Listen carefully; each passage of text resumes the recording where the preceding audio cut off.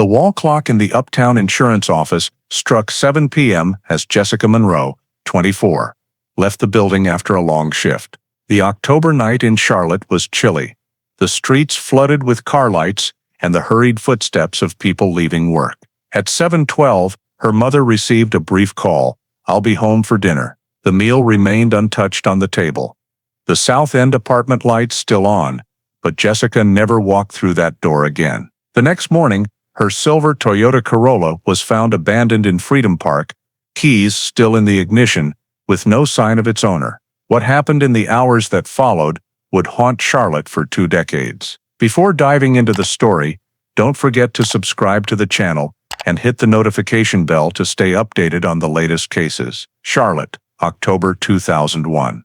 Early autumn brought cool breezes, the trees lining Uptown streets swaying gently under the dim golden glow of streetlights. The city buzzed into a new evening, with people streaming out of offices, skyscrapers casting dazzling lights, creating an atmosphere both lively and rushed. Cars crowded the roads, horns blending with the sound of shoes clicking on sidewalks and chatter after work hours, painting the vibrant rhythm of a thriving southern U.S. city. Among the bustling crowd was Jessica Monroe, 24, an office worker at an insurance company in downtown Charlotte. Jessica lived alone in a small South End apartment, a reserved and meticulous person who rarely joined late-night outings.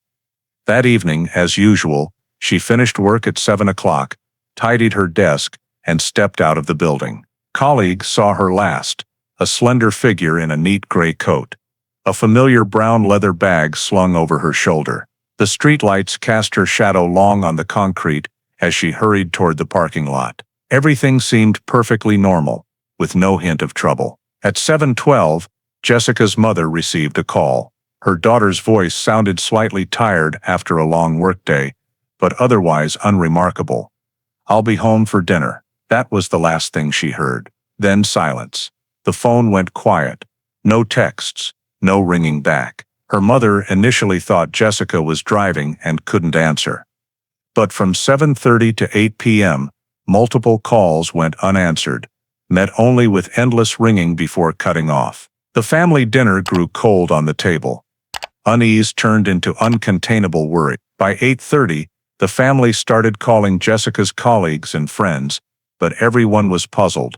No one knew where she was. Her small South End apartment remained dark, belongings untouched, with no sign she'd been home. Each passing minute felt endless. Her mother sat at the dining table, hands trembling as she clutched the phone, eyes fixed on the door, hoping to hear the familiar sound of keys in the lock. But the door stayed silent, the stillness suffocating. When the clock struck 9 o'clock, fear overwhelmed endurance. Jessica's mother took a deep breath, dialed 911, and reported her daughter missing. In that moment, an evening that seemed ordinary in Charlotte turned into a nightmare, as Jessica Monroe vanished without a trace in the heart of the brightly lit, bustling city. The urgent call was immediately relayed to the Charlotte-Mecklenburg Police Department's command center. The dispatcher, after hearing the initial details, knew this wasn't a simple case of someone getting lost. A 24-year-old woman who had called her mother hours earlier, saying she'd be home for dinner. The fact that her phone went silent minutes after the call, combined with the family's fruitless search, was enough to elevate the case to an emergency. By 9:20, a patrol unit and an on-duty detective were dispatched to Jessica's small South End apartment. Her trembling mother opened the door, her face weary, eyes red from crying. The apartment's bright lights contrasted with an eerie emptiness that made the space feel unnaturally cold. The detective stepped inside and immediately noticed something odd on the kitchen table. The dinner sat untouched, cold, never reheated. Nearby was a half-placed glass of water, as if its owner had stepped away briefly and would return. The detective meticulously noted every detail. He checked the closet. Drawers tidy. Clothes neatly folded. Suitcase still on the shelf. The bedroom. Blankets and pillows orderly. No signs of packing for a trip. No packed bags. No notes. No goodbyes left behind. The apartment was too calm, making Jessica's absence all the more unsettling. As a second officer questioned the mother, she repeated the 712 call. She said one thing, "I'll be home for dinner." Then, "Nothing," she choked out. Jessica's younger sister, called to the scene, sobbed while insisting her sister had been completely normal in the days prior. No relationship issues, no workplace conflicts, no signs of distress. To those who knew her, Jessica was a typical young woman, principled, never going anywhere without informing her family. That night, CMPD contacted two of Jessica's colleagues, the last to see her leave the Uptown building. They confirmed that at 7 p.m., Jessica walked alone to the parking lot, showing no unusual behavior. One recalled her carrying her familiar brown leather bag, wearing her gray coat, and not speaking to anyone else. Both confirmed she didn't mention meeting anyone or going anywhere after work. The detective compiled the statements with observations from the apartment. A picture began to emerge. There was no reason to believe Jessica had willingly abandoned her life. No belongings taken, no money touched, no luggage prepared, no note left. She simply vanished after calling her mother. The report sent to the station was marked in red, "Missing person, suspicious circumstances." This meant, based on initial findings, this was no longer a typical lost contact case. All signs pointed to a more serious possibility.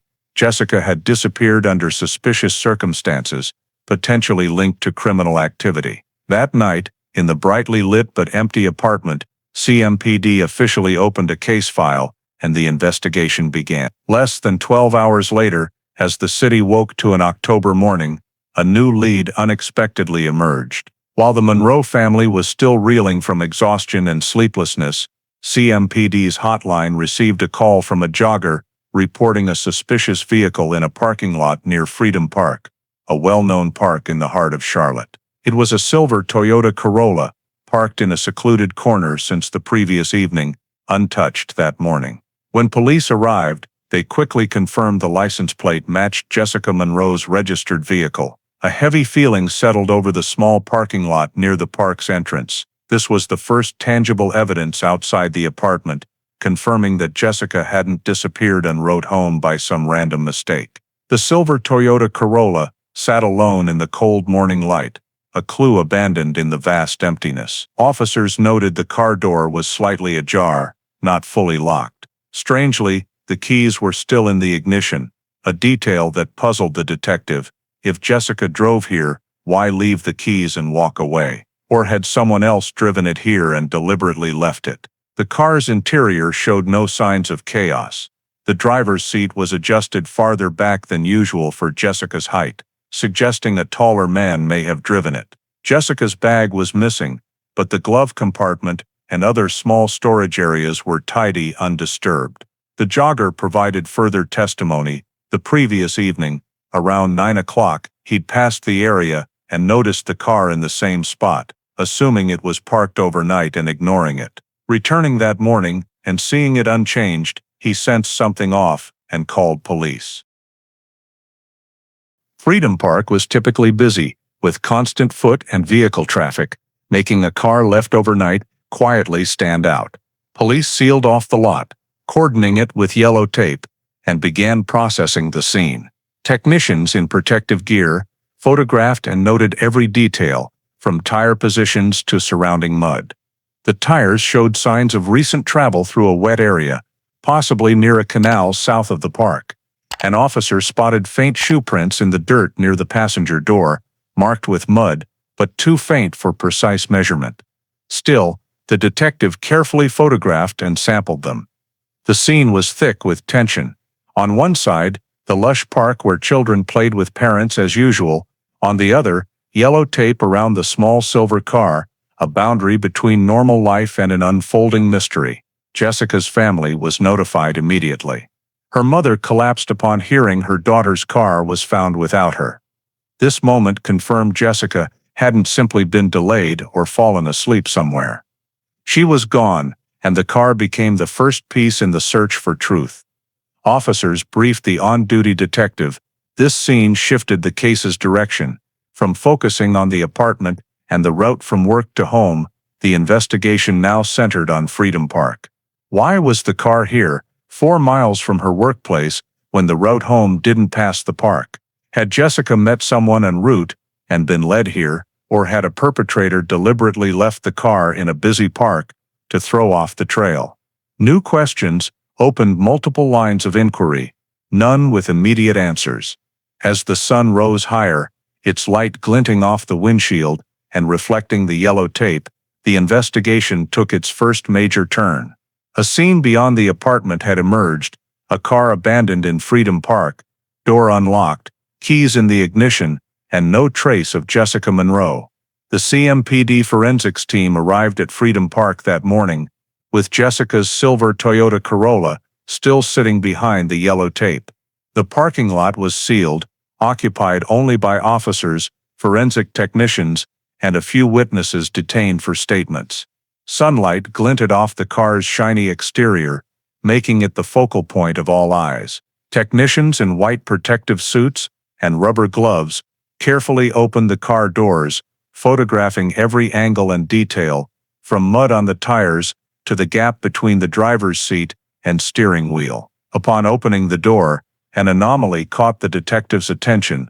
The driver's seat was noticeably pushed back. Jessica, at about 5'3", typically sat close to the wheel, but now the seat was adjusted far back, better suited for a tall man. This was the first sign the car had been used by someone else after Jessica left work. Examining the seat, technicians found a critical detail, a small green fiber stuck to the seat's upholstery, not matching the gray coat and black pants Jessica wore when leaving work. No green clothing was noted. The fiber was carefully sealed in a plastic evidence bag and sent to the lab for analysis. Meanwhile, another technician closely inspected the passenger and rear seats, finding a long black hair on the seat back. The family confirmed Jessica had light brown hair, often dyed lighter, so the hair clearly wasn't hers. Continuing to the dashboard, door handles, and rear-view mirror, technicians used carbon powder and specialized tape to lift fingerprints. Initial results showed a few clear prints on the exterior door handle and some smudged ones inside. When compared to Jessica's records, not all matched. At least 3 unidentified fingerprints were noted, with the detective marking in the report, "Unidentified fingerprints, possible suspect. I think portis tourist with a read deshtag, me, easy ed." The car's storage compartments were opened. Inside were personal documents, vehicle registration, and a few small receipts, nothing disturbed. This strengthened police belief that the incident wasn't motivated by theft. A typical car thief would take valuables or documents, but everything was intact. This supported the theory that whoever was in the car targeted Jessica, not her possessions. The tires and undercarriage were also inspected. Fresh mud clung to them, inconsistent with the soil in Freedom Park's lot.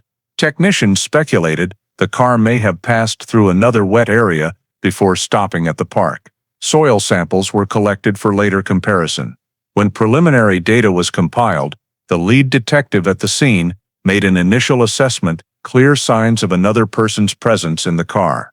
The seat adjusted back, a green fiber not matching Jessica's clothing, and unfamiliar black hair and unidentified fingerprints. These were no longer theories, but concrete evidence that at least one other person had been in Jessica's car after she left work. The preliminary report sent to CMPD headquarters that afternoon concluded Jessica Monroe was likely controlled or coerced while using her vehicle.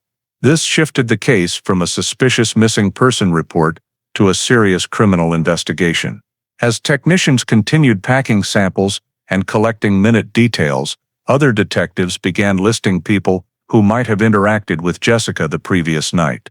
The initial list was vague, but the physical evidence in the car became the foundation for CMPD to pursue the case.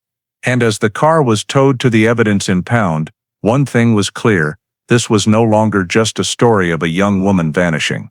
This was the first scene of a case potentially involving abduction or even murder. The findings in the Toyota Corolla were only the beginning of a mystery that would unfold over years. As soon as Jessica's Toyota Corolla was sealed and towed to the evidence impound, another CMPD detective team began canvassing Freedom Park for witnesses. It was a Sunday morning, the park still bustling with joggers and families, but the sealed-off parking lot carried an unusual tension. Officers went door to door in nearby residences, hoping to find someone who noticed the abandoned car the previous night. They eventually gathered key statements. A young couple from an apartment complex across from the park said that around 8 p.m. the previous evening, while walking, they saw a yellow Ford Taurus circling the parking lot. The car stood out because it moved slowly, as if the driver was observing the area rather than looking for a spot. The boyfriend recalled joking to his girlfriend that someone's looking for a target, but they thought little of it at the time. Unfortunately, they didn't see the license plate or the driver's face, only describing a light-skinned man of average build. Another statement came from a middle-aged woman living near the park's side entrance. She confirmed that around 9 p.m., while walking her dog, she glimpsed a man standing near a silver car. When shown a photo of Jessica's Corolla, she confirmed it was the same vehicle. The man was near the driver's door, slightly hunched as if reaching inside. Due to the distance and dim streetlights, she couldn't see his face, only that he was noticeably taller than Jessica. She recalled feeling an odd chill at the sight, hurrying her dog along without stopping. These statements were immediately logged, marked in red. Possible suspect near victim's car. For detectives, these were crucial leads, as the timing aligned with Jessica's disappearance. However, a major obstacle emerged in 2001. Freedom Park had no surveillance cameras. No CCTV, no traffic cameras near the lot. Everything relied on witness memory and statements. This meant the team had no direct footage to verify or cross-check. They could only rely on details of a yellow Ford Taurus circling and a mysterious man near the Corolla to build initial theories. The yellow Ford Taurus became a key lead, a common model in the early 2000s, but finding an owner matching the description in Charlotte could narrow down suspects. At the time, nothing was certain. Witnesses might have mistaken the car's color in the dark or confused the man near the Corolla with someone unrelated. Still, combined with forensic evidence from the car, adjusted seat, unfamiliar fingerprints, a foreign hair, detectives saw the pieces aligning. A stranger had indeed accessed Jessica's car, possibly driving it to the park and abandoning it. That afternoon, the witness reports were sent to CMPD headquarters. Though vague, they reinforced the belief that this wasn't just a mysterious disappearance. Someone, possibly driving a yellow Ford Taurus, was at Freedom Park the night Jessica vanished. That became the direction detectives pursued in the days ahead. The statements about the yellow Ford Taurus and the man near Jessica's car spurred CMPD into immediate action. The next morning, the investigation team, alongside rescue units, launched a large-scale search, expanding from Freedom Park to a 10-mile radius. Police, volunteers, and firefighters were assigned to comb roads leading out of the park, side alleys, vacant lots, and nearby residential areas, divided into a grid to cover every inch. K-9 units were brought to the lot where the Corolla was found. The dogs sniffed the driver's seat and immediately pulled their handlers toward the park's western exit. For the first few hundred meters, the trail was clear, but near Interstate 77, the dogs stopped, whining and losing the scent. Trainers concluded the trail was disrupted by heavy vehicle exhaust, suggesting that if someone took Jessica, they likely merged into highway traffic, making tracking impossible. The search wasn't limited to ground efforts. A CMPD helicopter circled the Catawba River running through Charlotte's outskirts, sweeping powerful spotlights over the water and banks. They looked for signs of a vehicle pushed into the river or suspicious objects floating, but after hours of aerial sweeps, they found nothing. The river flowed quietly, reflecting only the city's golden lights. Meanwhile, downtown, thousands of missing person flyers and posters featuring Jessica's face were printed.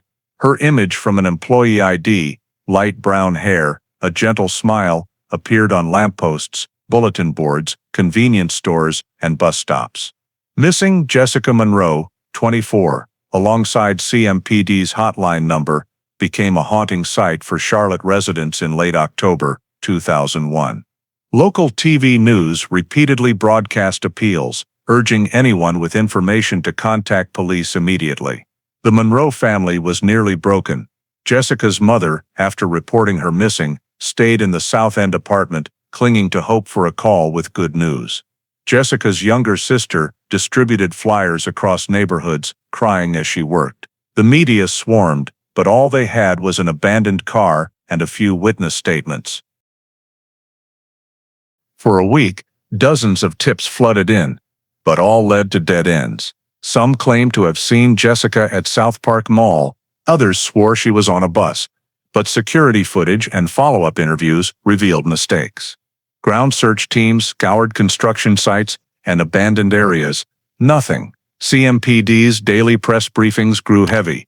They had to admit that after over 7 days, no concrete leads pointed to Jessica. This put immense pressure on the investigators. Officers faced relentless questions. Why no progress? Why so few clues? How could a young woman vanish in a major city like Charlotte without a trace? Each day eroded hopes of finding Jessica safe. An internal report from the operations commander stated, "Victim not located after 1 week. High likelihood this is no longer a standard missing person case." Behind those cold words lay a grim reality. Jessica Monroe had vanished as if erased from the map, and the search entered its most tense phase. The first week of the search ended in strain and despair. No trace of Jessica, no new evidence, no leads to strengthen the investigation. Under mounting pressure, CMPD returned to a classic but essential tactic, interviewing everyone close to Jessica. They believed if she wasn't found within the city, they needed to identify who last had access to her or a motive to harm her. The initial list included her ex-boyfriend, direct colleagues, and South End neighbors. Detectives scheduled calls or visited homes and workplaces, bringing each person into questioning rooms for extensive interviews. First was Mark Jensen, Jessica's ex-boyfriend. They dated for nearly a year, but split in early 2000 over differing life views. Mark arrived at CMPD headquarters, calm but with a hint of nervous eyes. He stated that on October 18th, he was home watching a game with friends, corroborated by their statements. Police verified. His friends confirmed Mark was with them from 7 p.m. to midnight, never leaving.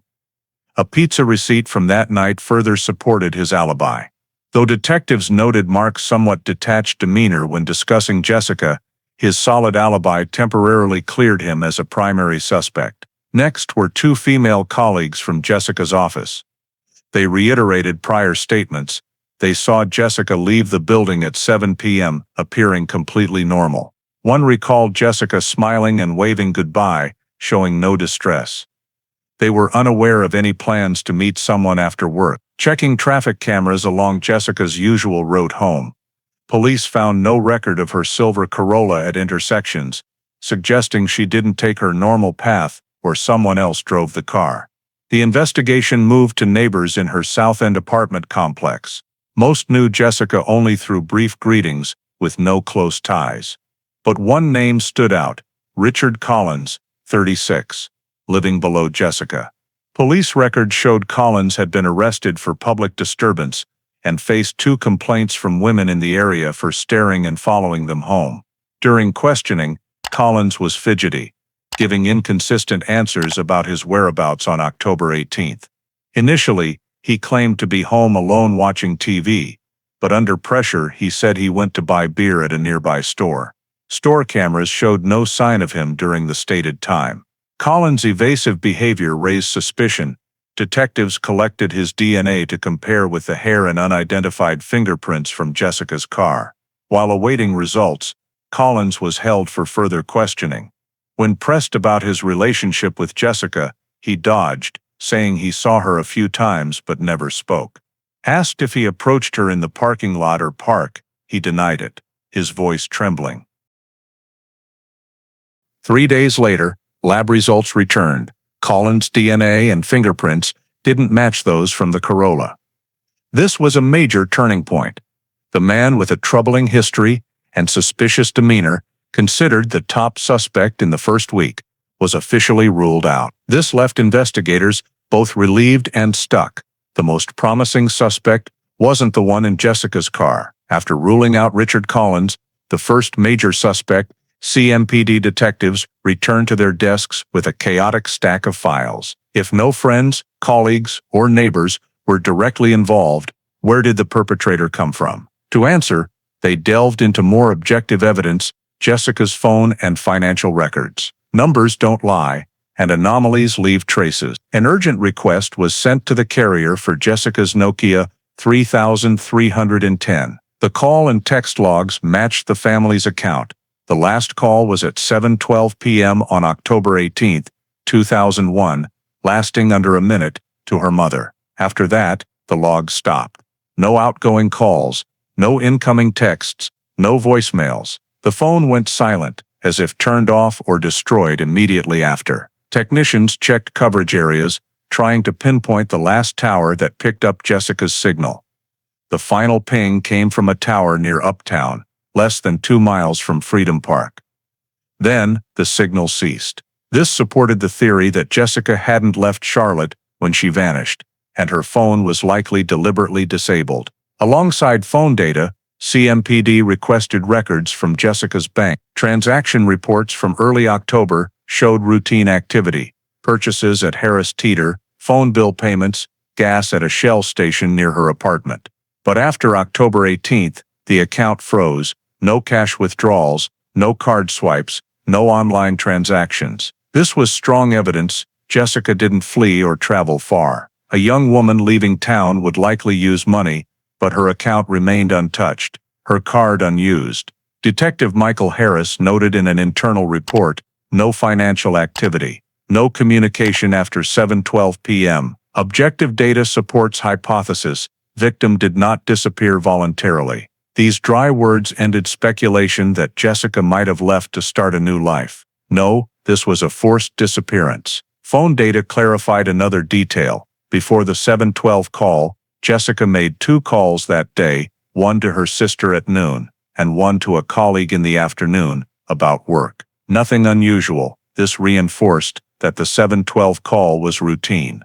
A brief check-in with her mother, with no hint of trouble. The signal's abrupt end was the sole anomaly, possibly marking the moment tragedy began. Detectives cross-referenced the phone's signal loss with witness statements from Freedom Park. The young couple saw the yellow Ford Taurus around 8 p.m., and the woman walking her dog saw a man near Jessica's car around 9 p.m. This timeline fit with the phone going silent early and the car being abandoned later. In other words, the perpetrator may have controlled Jessica shortly after she left work, then hours later, drove her car to the park and left it. In a brief press conference at the end of the second week, a CMPD spokesperson stated publicly, "No evidence suggests Jessica Monroe left voluntarily. Her phone stopped functioning after 7:12 p.m. No financial transactions occurred afterward. The case is being investigated as a serious missing person incident." The words cut like a knife into the Monroe family's hearts, but also dispelled public doubts. Jessica hadn't run away or left home. She was a victim of something far darker. From this cold data, a picture emerged. A young woman vanished after work, her phone silent, her bank account frozen. The only remnant was her lifeless car in Freedom Park. For police, the truth was clear. They were dealing with a criminal case, not a woman who just left. After phone and financial data confirmed Jessica didn't vanish willingly, CMPD shifted focus to narrowing down individuals directly or indirectly connected to her. A lengthy list was compiled in an internal meeting, 20 names, including her ex-boyfriend, male colleagues she frequently interacted with, and South End neighbors. This was a necessary step, as all objective evidence pointed to human intervention in her disappearance. Topping the list was Mark Jensen, her ex-boyfriend, already questioned briefly. Despite his solid alibi from friends on October 18th, police kept him on the list for potential inconsistencies. Next was David Ross, a male colleague who sat near Jessica and was seen being overly friendly at times. Some co-workers noted David had asked Jessica out, but was rejected. The list also included neighbors with harassment complaints, a complex security guard, and old acquaintances Jessica no longer contacted. To narrow the scope, CMPD requested voluntary DNA samples from key suspects. 12 agreed to provide blood or cheek swabs to compare with the hair and fingerprints from the car. The wait for results was tense. Jessica's family held their breath, while Charlotte's public buzzed. Could the culprit be someone she knew, even saw daily? When lab results returned, they stunned investigators. None matched the DNA from the Corolla scene. The long black hair and unidentified fingerprints belonged to an unknown person. This meant the 12 closest to Jessica, the most suspicious names, weren't the culprit. Among the remaining names, CMPD focused on 3 with violent records. 1 arrested for bar assault, another for armed theft, and a third for workplace sexual harassment. But deeper investigation revealed all 3 had clear alibis for October 18th. 1 was out of state, another under electronic monitoring, and the third at a crowded party with witnesses. One by one, they were ruled out. Eliminating suspects narrowed the focus, but left a chilling void. If no one close to Jessica was responsible, who was? Detective Michael Harris noted, "The perpetrator is likely an outsider, with no direct social connection to the victim. The only leads are the yellow Ford Taurus and unidentified DNA." In the third week's press conference, CMPD told the public they had questioned and tested numerous individuals, including the ex-boyfriend and colleagues, but found no evidence of their involvement. While meant to reassure, this fueled public frustration. Charlotte residents grew uneasy.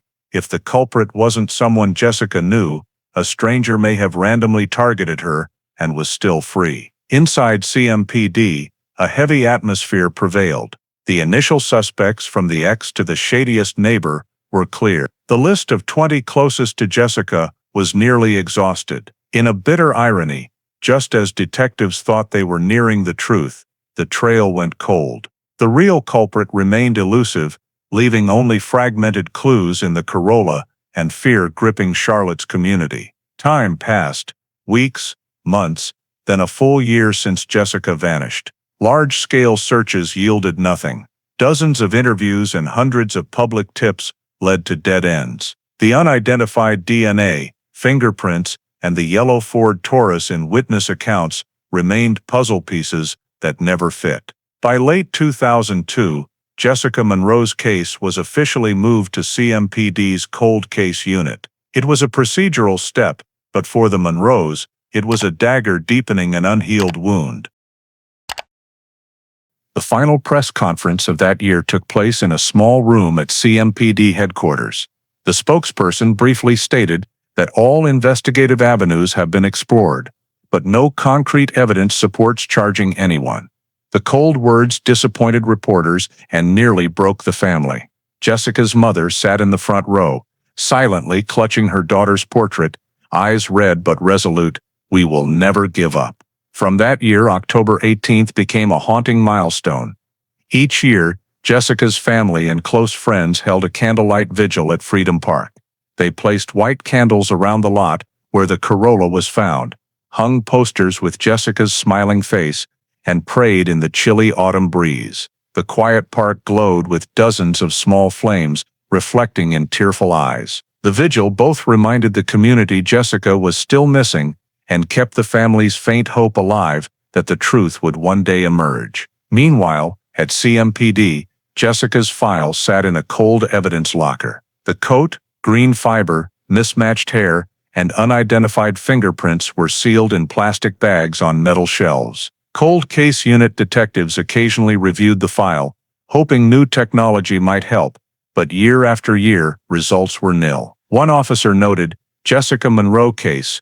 All evidence points to third-party involvement, but no matches. No new leads at this time." In the years that followed, as Charlotte focused on new cases, Jessica's story faded. Flyers weathered, torn by rain, and hotline calls dwindled. News reports moved on, leaving Jessica as a name among many unsolved missing persons cases. But for the Monroes, the memory endured. Her mother kept Jessica's bedroom unchanged.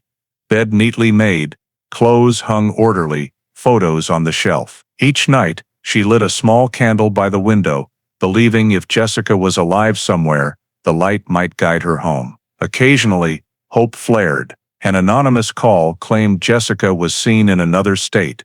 A witness reported spotting her on a long-distance bus. But after verification, all were false leads. Each time, the family cycled through hope and despair, torn apart anew. By the mid-2000s, Jessica Monroe's case was one of Charlotte's most perplexing mysteries. CMPD rookies heard it cited as a textbook case of investigative frustration. Many clues, no results. And so, year after year, the file sat in the cold storage among hundreds of other unsolved cases. Nearly a decade after Jessica's disappearance, her case remained dormant in the cold case unit, revisited only with new technology or unexpected tips. In 2011, a breakthrough seemed possible. The FBI expanded CODIS, the National Criminal DNA Database, with hundreds of thousands of new samples. CMPD resubmitted key evidence: the long hair from the Corolla and the green fiber from the driver's seat. The hope was simple but powerful. If the person in Jessica's car had been arrested or convicted elsewhere, their DNA might be in CODIS. Weeks of waiting stretched endlessly. The Monroes were told police were trying a new method, rekindling hope. But the lab results were crushing: no matches in CODIS. The DNA from Jessica's car didn't align with any stored criminal profiles. This meant the culprit, if a criminal, had never been arrested or sampled. Once again, the file returned to the cold steel cabinet. Time marched on, but CMPD didn't fully give up. In 2015, with advances in next-generation DNA analysis, they retested the old samples. The lab used trace evidence techniques, capable of building profiles from minute samples. Technicians meticulously re-scraped the car seat, scanning every millimeter of the green fiber for skin cells or sweat. A clearer, more detailed DNA profile emerged compared to 2001's results. Once again, the data was sent to CODIS, and once again, the system's cold silence returned. No match. Detectives sat in the meeting room, staring at the printed report, speechless. A decade of technological progress, yet they were still at square one. The culprit remained a nameless shadow, never caught in the criminal data net. The Monroes received the news with indescribable pain. Each new technology brought hope, only to be crushed. Jessica's mother told a local paper, "We just need one clue. Just one." But it's still only emptiness. The annual candlelight vigils continued each October, but exhaustion was evident in her face. In a 2015 internal report, the cold case unit's lead detective noted, DNA reanalyzed, high-quality results, but no matches found. Jessica Monroe case remains stalled, recommend storage, and awaiting new investigative leads. It was a terse way to say that despite scientific advances, the case stood still. By 2016, Jessica Monroe's case reached its 15th year unresolved. Her file lay silent in the cold case unit's steel cabinets, wedged among hundreds of other unsolved cases. Then a new face emerged. Detective Michael Harris, 32, newly assigned to the unit. Harris was handed a thick stack of files, with Jessica Monroe's near the top. For many veteran colleagues, it was just another long-dead missing person case, but for Harris, it was his first challenge to tackle. Harris spent weeks reviewing the 2001 investigation records, witness statements, the initial 20 suspects, DNA results, press briefings, and the countless margin notes from prior detectives. He underlined key details: the 712 call, the Corolla, left in Freedom Park, the black hair not matching Jessica, the green fiber on the driver's seat, and especially the unidentified fingerprints. All had been tested, stored, and run through CODIS twice, yielding nothing. While reviewing the 2015 report, Harris spotted a gap. The DNA samples had been reanalyzed with new technology, but only to run through CODIS, the National Criminal Database. Harris knew CODIS was only useful if the perpetrator had been previously arrested or DNA sampled. But what if the culprit had never crossed paths with the criminal justice system? The data would remain empty. Could there be another approach? In 2016, the name Parabon Nanolabs was gaining traction among investigators. The company pioneered genetic genealogy, a method tracing suspects by comparing crime scene DNA to public ancestry testing databases. Harris read about cases cracked using this technique and immediately thought of Jessica's file. The hair and green fiber, meticulously preserved in evidence storage, had never been tested with genealogy. He pitched the idea to his superiors. Some veteran officers were skeptical. Collaborating with Parabon was costly, with no guaranteed leads. But Harris was resolute. He argued that without trying, the case would remain dead in storage. He wrote an 8-page report detailing the 15-year investigation, emphasizing the untapped DNA evidence. In his conclusion, Harris wrote, "This is the only path left to bring Jessica Monroe justice." After weeks of review, CMPD approved. Harris contacted Parabon Nanolabs in Virginia, sending all sealed DNA samples from the scene, the hair, green fiber, and trace evidence from the driver's seat. Parabon's technicians received the samples, promising to run genetic genealogy analysis to identify names distantly or closely related to the unknown person who left DNA in Jessica's car. The night the evidence was transferred, Harris stood alone in the evidence locker, holding the plastic bag containing the hair that had stumped the system for years. He knew this moment could be a turning point. For the first time in 15 years, Jessica Monroe's case was moving out of stasis. When the samples from Jessica Monroe's case reached Parabon Nanolabs in Virginia, young Detective Michael Harris knew he was betting everything on a relatively new technology, DNA snapshot. This method could predict a person's appearance, hair color, skin tone, eye color, even facial structure based on their genome. Other states had seen breakthroughs with this technique, but it was CMPD's first attempt on a case cold for over 15 years. After nearly 3 months of analysis, Parabon delivered results in early 2017. Harris received an email with a hefty PDF, including a presumptive suspect facial sketch. The image came in 2 versions, one at age 40, matching the estimated age of the DNA owner in 2001, and one at 56, their possible current age. Key features included a male with black hair, fair skin, brown eyes, angular face, thin lips, and a straight nose. This was the first image investigators could share publicly to jog memories of anyone near Freedom Park that fateful night. Harris held the sketch for a long time, sensing a shift. For 15 years, the perpetrator was a shadow, hidden behind cold evidence, a hair, a fiber, a fingerprint. Now, for the first time, he had a face, albeit a sketch, but enough for Charlotte's community to see the man who may have abducted Jessica Monroe. CMPD organized a press conference. The Charlotte Observer and local TV stations were invited. The packed room buzzed as cameras panned to a large poster beside the podium. When the DNA snapshot image appeared, murmurs filled the space. The man's face looked ordinary, like a neighbor or someone passed on the street daily. That ordinariness sent chills through the crowd. Detective Harris spoke, "This isn't a photograph, it's a DNA-based sketch, but we believe someone out there will recognize this face, will recall October 2001. If you have any information, however small, call us." Within the first week of the release, CMPD received over 300 tip calls. Most were incorrect or mistaken. Some thought the face resembled a coworker, others, an old neighbor. One even mistook it for a famous singer. But a few caught Harris's attention. A woman reported the sketch reminded her of a man frequenting a bar near Freedom Park in the early 2000s. A former industrial park security guard said it looked like a night shift worker who left Charlotte shortly after 2001. Each tip was logged, categorized, and prioritized. Harris and his team worked late, reviewing old demographic records, worker lists, and rental data from that era. While most led nowhere, the sketch had a crucial effect.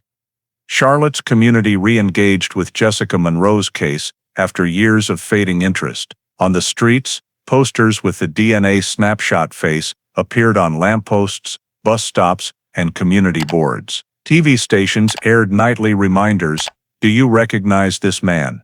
For the Monroe family, the moment was profound.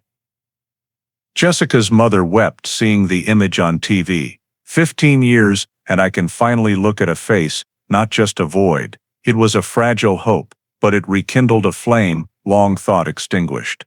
The breakthrough wasn't just technological but psychological. For the first time, Charlotte saw the presumed abductor's face. A shadow took form, sparking hundreds of scattered memories, tips and stories, potentially piecing together a new lead.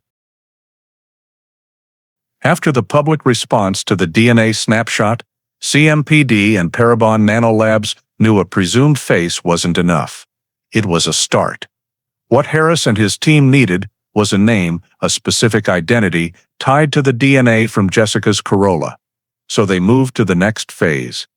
Genealogical mapping. Parabon assembled expert genealogists, skilled in using DNA to build family trees across generations. The process began by comparing the unknown DNA profile to public ancestry databases, finding matches, people sharing genetic segments, possibly distant cousins, or even fourth or fifth relatives. From these matches, they traced backward, constructing a family tree spanning generations. The work took months. Each DNA fragment was cross-referenced with genealogical records, birth certificates, death records, and marriage announcements. Slowly, a picture emerged. Most matches clustered around a family named Carter, primarily in North and South Carolina. This was the first clear lead. If the DNA from Jessica's car tied to multiple Carters, the perpetrator likely belonged to this lineage. However, the Carter family was vast, with hundreds of members across branches. The genealogist's task was to eliminate irrelevant branches, narrowing the scope. They reviewed residency records, workplaces, travel histories, even military and old phone directories. The sprawling family tree, initially a maze, was pruned to a few dozen high-probability names. Geography was a key filter. The perpetrator had to have access to Charlotte in 2001, especially the South End, where Jessica lived. From hundreds of Carters, they focused on those with addresses around Charlotte in the late 1990s and early 2000s. This left about 20 names. The genealogists and CMPD then vetted personal records, ruling out women, those too young or old for the estimated age, and those with clear alibis, like overseas military service. The list shrank to 3 male Carter cousins. Of the 3, 2 lived in South Carolina, over 100 miles from Charlotte, visiting only occasionally. But the third stood out. Thomas Carter, born 1958, 26 years older than Jessica. Residency records showed a chilling coincidence. In 2001, when Jessica vanished, Thomas lived in an apartment just blocks from South End. Some documents even indicated he briefly rented in Jessica's complex. This was the geographic link genealogists sought. The perpetrator needed direct access to the victim. Digging deeper, police found a critical detail. Thomas's 2001 vehicle registration listed a yellow Ford Taurus, the exact car witnesses reported circling Freedom Park the night Jessica disappeared. Among all names reviewed, Thomas was the only one matching both the genealogical DNA and the witness-described vehicle. Additionally, CMPD uncovered old reports. In the 1990s, Thomas faced multiple harassment complaints from women in his neighborhood. One said he loitered outside apartments. Another reported being followed home. None led to convictions. Thomas received only warnings and administrative notes. This explained his absence from CODIS. He caused trouble but never crossed the threshold for mandatory DNA sampling. Detective Michael Harris could barely breathe reading the report's final section. Thomas Carter left Charlotte in 2005, 4 years after Jessica's disappearance, moving to Columbia, South Carolina, less than 2 hours away. Now 58, he lived with his wife and worked steadily at a small construction firm. with overlapping evidence, residency near South End in 2001, ownership of a yellow Ford Taurus, a harassment history, and DNA-linked genealogy. Thomas Carter emerged as the top suspect. Though no direct evidence existed yet, Harris knew he held the most significant piece since that fateful night. Identifying Thomas Carter as the prime suspect, CMPD knew the next step required utmost secrecy. No arrest warrant could be issued without direct evidence, and Carter couldn't know he was under scrutiny. So, in late 2016, Detective Michael Harris coordinated with the Columbia, South Carolina, Police Department for a covert surveillance plan. Only a few investigators were informed, all conducted in absolute silence, as a single misstep could alert Carter, letting him vanish as he did from Charlotte in 2005. A surveillance team was dispatched to Columbia. They rented an apartment near Carter's home, installed disguised cameras at his entrance, and worked rotating shifts. Carter's routine was logged to the minute mornings. He left around 7 o'clock, driving an old pickup to a construction site. Afternoons, he often stopped at a familiar coffee shop for a cappuccino or iced tea. Late evenings, he returned home, sometimes visiting a bar with friends. Harris reviewed these observations, seeking exploitable habits for DNA collection. The first tactic was household trash. Carter took out garbage every 2 days, leaving it curbside for pickup. Before the truck arrived, undercover officers swapped his bag with a similar one to avoid suspicion. Inside were beer cans, food containers, tissues, all sealed and sent to CMPD's lab. Initial results disappointed. Most samples were degraded, with insufficient DNA for comparison. Harris sighed, but knew patience was key. Over the next weeks, surveillance continued. They photographed Carter's shopping trips, noted his contacts. Every detail, however small, could be a piece of the puzzle. Then, on a cold February morning in 2017, an opportunity arose. Carter sat in his usual coffee shop on Gervais Street, sipping a hot cappuccino. After 20 minutes, he stood, tossed the paper cup with lip marks into a nearby trash can, and left, oblivious. An undercover officer entered immediately, retrieving the cup into an evidence bag, marking time and place. To others, it was discarded trash. To CMPD, it could unlock a 15-year stalemate. The cup was rushed to the forensics lab. In a sterile room, technicians swabbed its rim, finding enough epithelial cells for a complete DNA profile. After days of analysis, the report reached Detective Michael Harris. Harris opened the envelope in a quiet room. The report's line hit him. DNA profile, 100% match with sample collected from victim's vehicle. His body froze. All efforts from genealogy, the Carter family tree, to months of surveillance, were now validated by undeniable evidence. Thomas Carter's DNA perfectly matched the sample from Jessica Monroe's Toyota Corolla. In that moment, Harris sat silently for minutes, feeling the weight of the evidence. The perpetrator was no longer a vague sketch or a genealogical branch. He had a name, age, address, and scientific proof, tying him to justice. The irony was striking. A discarded coffee cup became the linchpin, exposing Thomas Carter. After 15 years of silent evasion, the shadow of Jessica Monroe's disappearance finally took a tangible form, and he was within the police's grasp. In August 2022, after years of patient waiting, CMPD had what they needed: DNA evidence perfectly matching Thomas Carter to the sample from Jessica Monroe's 2001 Toyota Corolla. Mecklenburg County prosecutors signed an arrest warrant, and a federal coordination plan was swiftly drafted. Early one August morning, with Columbia, South Carolina still shrouded in mist, a task force from CMPD and local police quietly surrounded Carter's modest home. The 64-year-old opened the door after loud knocks, wearing an old t-shirt, barefoot, his face briefly stunned as dozens of armed officers stood on his porch. "Thomas Carter, you're under arrest by order of the North Carolina court for first-degree kidnapping and first-degree murder in the 2001 disappearance of Jessica Monroe," the lead officer read loudly. Before Carter could react, he was handcuffed and let out, witnessed by bewildered neighbors. The man who lived quietly as a construction worker at the end of the street was suddenly dragged away as a notorious suspect. News spread like wildfire. TV channels ran headlines. CMPD makes arrest in 2001 Monroe disappearance. The Charlotte Observer published an online report that morning.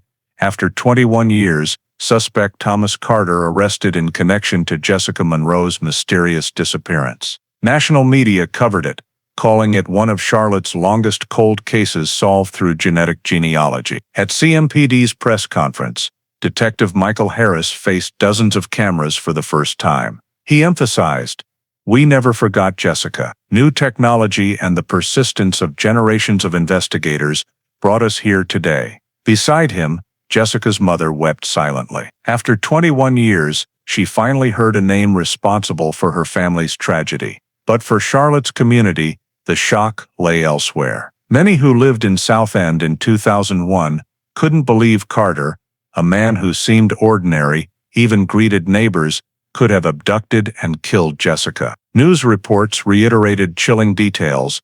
Carter lived near Jessica's apartment, owned a yellow Ford Taurus matching witness descriptions, and evaded detection for years by leaving no trace in CODIS. On local social media forums, hundreds of comments expressed horror. "I saw him at the South End grocery store, never suspected," one wrote. 20 years, and the killer lived among us. Unnoticed, another replied. Jessica Monroe's story, once confined to annual vigils, erupted like a storm. In official records, Thomas Carter was extradited to North Carolina, held without bail. Prosecutors vowed to pursue the maximum penalty.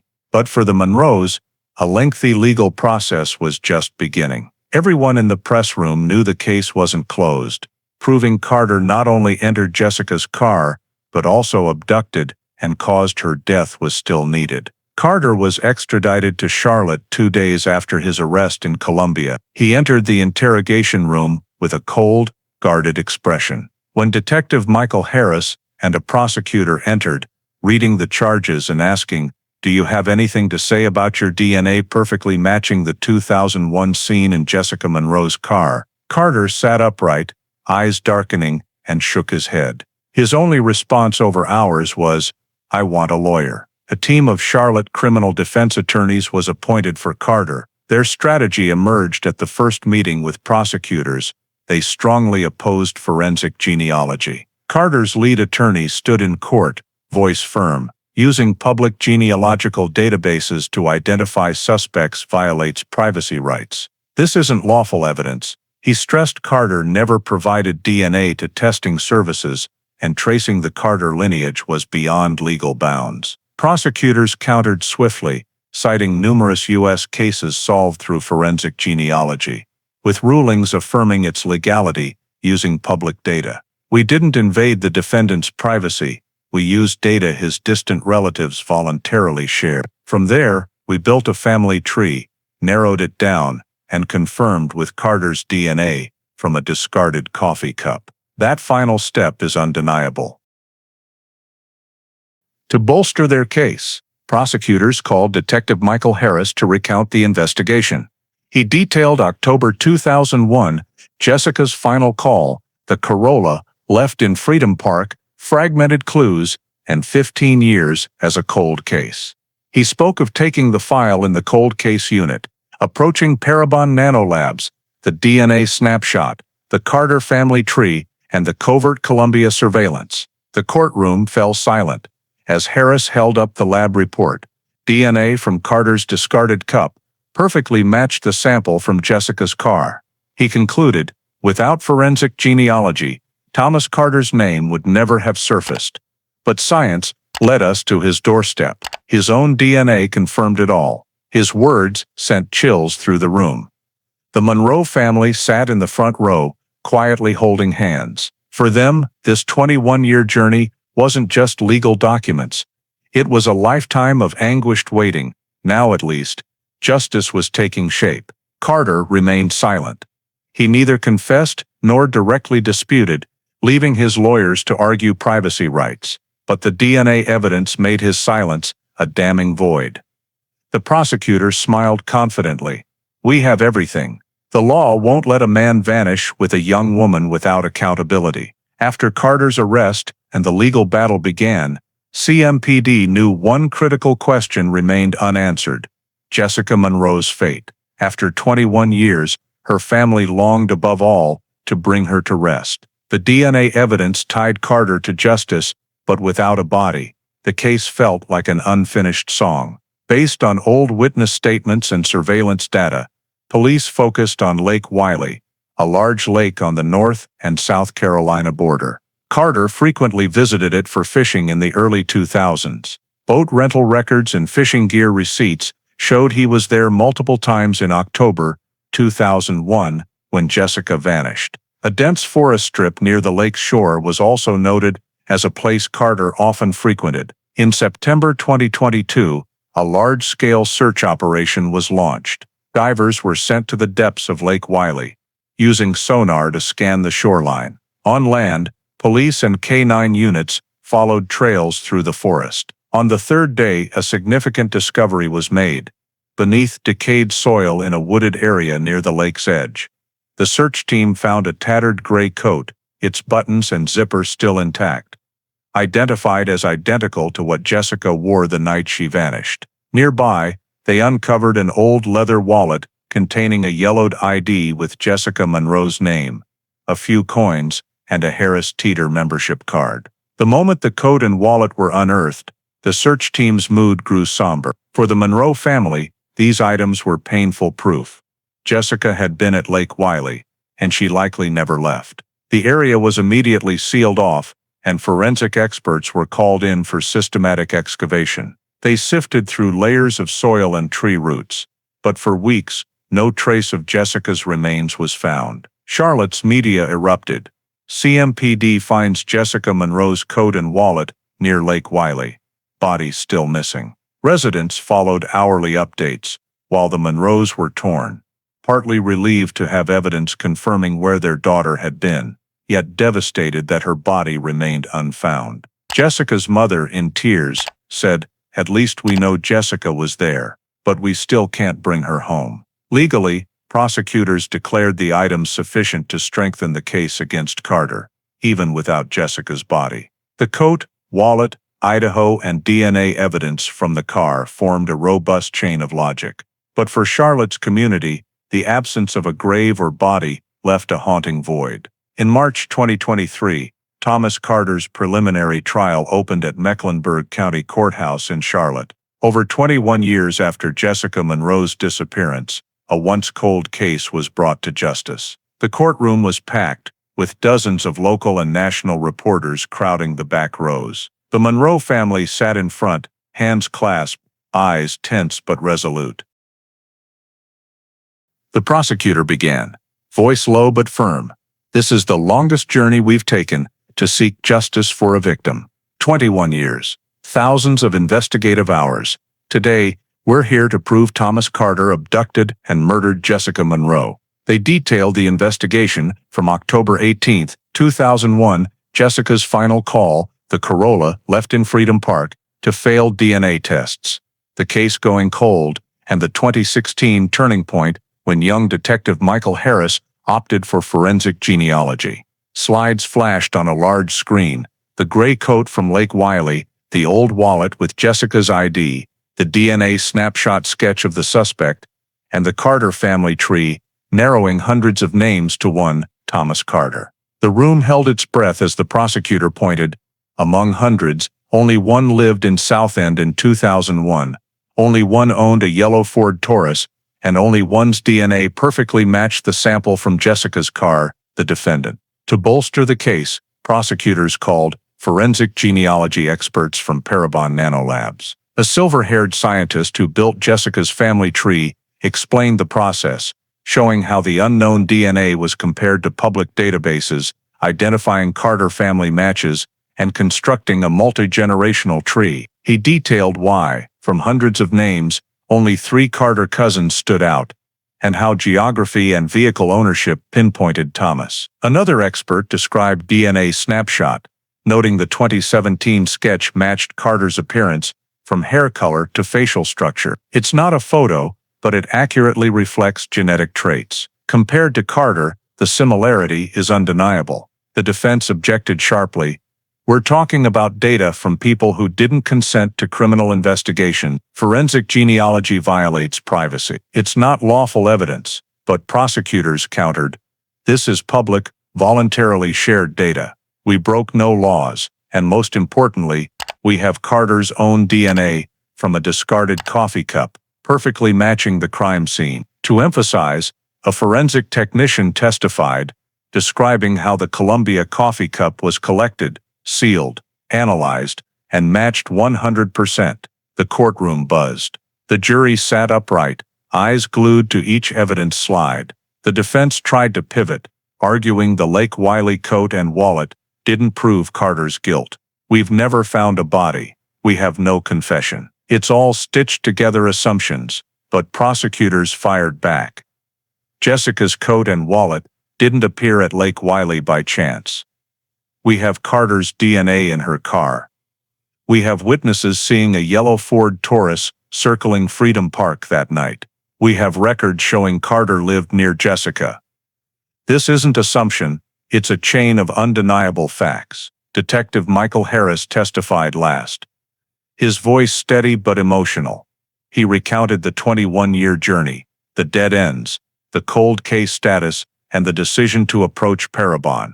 He described receiving the DNA snapshot, building the Carter family tree, and the unforgettable moment reading 100% match from the coffee cup DNA.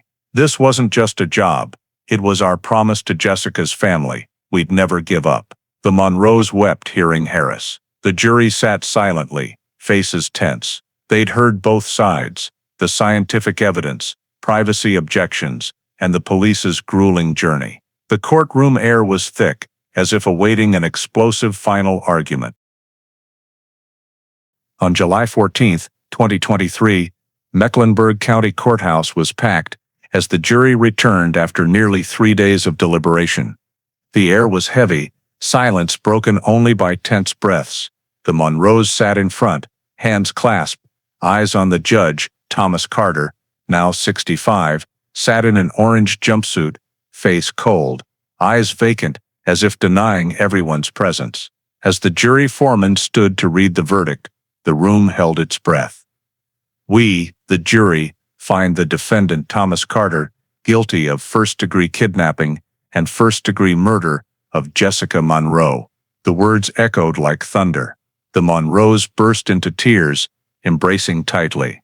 Jessica's mother collapsed, tears streaming, but for the first time in over 2 decades, they were tears of relief as much as pain. Carter showed no reaction, sitting motionless, lips pursed, head bowed as the judge pronounced the sentence, life imprisonment without parole. News exploded nationwide. CMPD solves cold case after 21 years. Headlined the Charlotte Observer's Evening Edition. CNN, NBC, and the New York Times reported, calling it one of North Carolina's longest cold cases solved via forensic genealogy. Investigators, it became a case study, proving the power of technology and persistence. CMPD held a major press conference post-trial. Before dozens of cameras, Detective Michael Harris said, "We promised we'd never give up. Today, after 21 years, we kept that promise." Behind him was a large photo of Jessica Monroe, her youthful face from the 2001 ID, now a symbol of pain and perseverance. Jessica's mother, voice breaking, offered thanks.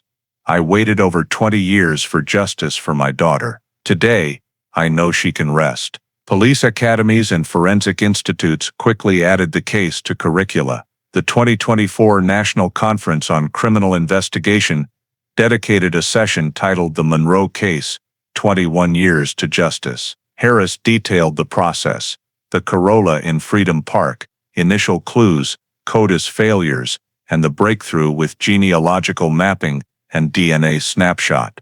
The Carter family tree and coffee cup DNA became proof of investigative tenacity and innovation. Beyond legal and scientific lessons, the real impact hit Charlotte's community. residents realized the killer had lived among them. Reports highlighted Carter, an ordinary-seeming man, occasionally greeting neighbors or drinking at local bars, as the one who abducted and murdered a young woman in their neighborhood.